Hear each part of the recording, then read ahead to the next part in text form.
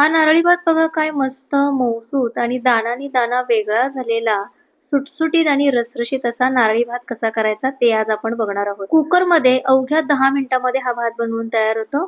तयार करण्याची साधी सोपी आणि अचूक पद्धत आणि प्रमाण आज आपण इथं बघणार आहोत। चला तर मग वेळ न घालवता आपण नारळी पौर्णिमा स्पेशल हा नारळी भात कसा करायचा ते पाहूया। नारळी भात तयार करण्यासाठी 1 वाटी बासमती तांदूळ मी अर्ध्या तासासाठी इथे पाण्यामध्ये भिजत घातलेला होता। बासमती तांदूळ यासाठी घेतलाय की यामुळे भात मोकळा मोकळा आणि सुटसुटीत तयार होतो। तुम्ही ह्याऐवजी कोणताही घरातील तुमचा रेग्युलरचा ज्याचा भात अगदी मोकळा आणि सुटसुटीत होईल तो तांदूळ वापरू शकता।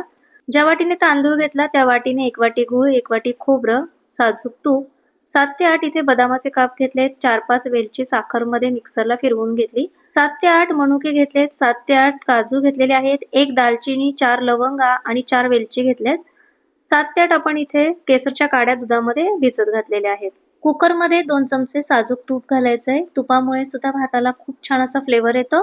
यामध्ये आता आपण जे खडे मसाले आहेत ना ते घालून त्याला 1-2 मिनिटं चांगलं परतून घ्यायचंय। सुरुवातीला खडे मसाले घातले की त्याचा सुद्धा सुगंध छान भातामध्ये उतरतो। ड्रायफ्रुट्स मध्ये आता आपण बदामाचे काप आहेत आणि काजूचे काप आहेत ते सुरुवातीला परतून घ्यायचंय। मनुके लगेचच घालायचे नाहीत, नाहीतर मग ते लगेचच करपून जातात। हलकासा याला गोल्डन कलर आला की मग यामध्ये आपल्याला मनुके घालून घ्यायचे आहेत। ड्रायफ्रुटचं प्रमाण तुमच्या आवडीनुसार कमी अधिक करू शकता किंवा तुमच्या आवडीचे काही ड्रायफ्रुट्स असतील ते सुद्धा तुम्ही यामध्ये ऍड करू शकता। अगदी 2 मिनिटं याला मी परतून घेतलंय। आता यामध्ये आपण जो भिजत घातलेला तांदूळ होता तो तांदूळ यामध्ये घालायचा आहे। पाणी अजिबात घालायचं नाहीये, निथळून आपल्याला हा तांदूळ यामध्ये घालायचा आहे। तांदळातलं पाणी पूर्णपणे कोरडा होईपर्यंत तुपामध्ये हा तांदूळ चांगला परतून घ्यायचा आहे। असं परतून घेतल्यामुळे तयार होणारा जो भात आहे तो छान मोकळा, सडसडीत आणि अगदी दाणानी दाणा ह्याचा वेगळा तयार होतो। ज्या वाटीने तांदूळ भिजत घातला होता त्याच वाटीने 2.5 वाट्या इथं मी पाणी घालतीये।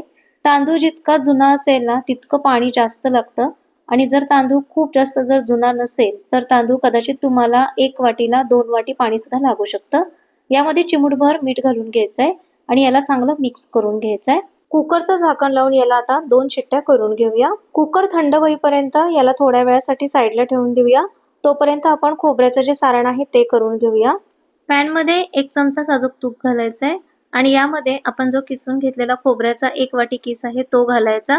तुपामध्ये याला चांगलं परतून घ्यायचंय आणि त्यानंतर लगेचच यामध्ये आपल्याला गूळ घालून घ्यायचा आहे। गूळ वापरताना खूप जास्त काळपट कलरचा गूळ वापरायचा नाही, थोडासा पिवळसर गूळ वापरला तर भाताचा रंग सुद्धा फार सुरेख येतो। कोणत्याही प्रकारचा आपल्याला इथे पाक तयार करायचा नाहीये, फक्त खोबरं आणि गूळ आपल्याला इथे विरघळून घ्यायचंय आणि ह्या पद्धतीनेच आपल्याला याची कन्सिस्टन्सी ठेवायची आहे। आता वेलची पावडर घालून याला मिक्स करून घ्यायचंय आणि गॅस बंद करून घ्यायचा। गूळ आणि खोबऱ्याचं मिश्रण खूप जास्त जर घट्ट झालं तर ते भातामध्ये व्यवस्थित मिक्स होत नाही, त्याचे गोळे तयार होतात। मिश्रण असं जर पातळ असेल तर भातामध्ये ते छान व्यवस्थित एकजीव होतं। आता कुकर पूर्णपणे थंड झालेला आहे, झाकण काढून आपण आता भात कसा झालाय ते पाहूया। अगदी मस्त मोकळा सुटसुटीत आपला इथं भात बनवून तयार झालाय। दाणानी दाणा बघा कसा छान असा मोकळा सुटसुटीत आहे। आता भात गरम आहे त्यामुळे खूप जास्त याला मिक्स करायचं नाहीये, नाहीतर मग भाताचे कण आहेत ते तुटू शकतात। भात गरम असतानाच यामध्ये जर गुळाचं मिश्रण घातलं तर मग भात चिकट होऊ शकतो।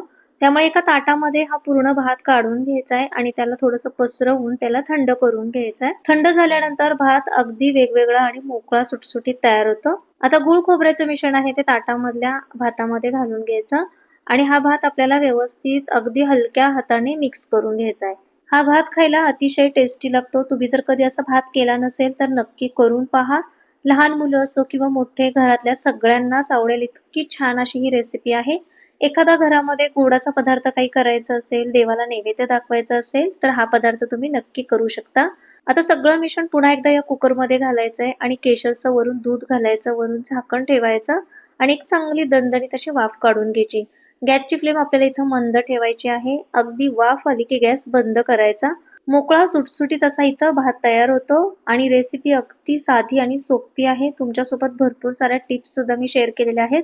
एकदा या पद्धतीनं नारळी पौर्णिमेसाठी हा भात नक्की करून पहा। चॅनलवरती तुम्ही माझ्या जर नवीन असाल आणि अजूनही चॅनलला जर सबस्क्राईब केलं नसेल तर चॅनलला नक्की सबस्क्राईब करा। व्हिडिओ आवडला असेल तर व्हिडिओला एक लाईक करा आणि तुमच्या मित्रमैत्रिणींसोबत हा व्हिडिओ नक्की शेअर करा। पुन्हा भेटूया अशाच एका छानशा नवीन रेसिपी सोबत। व्हिडिओ शेवटपर्यंत पाहिल्याबद्दल धन्यवाद।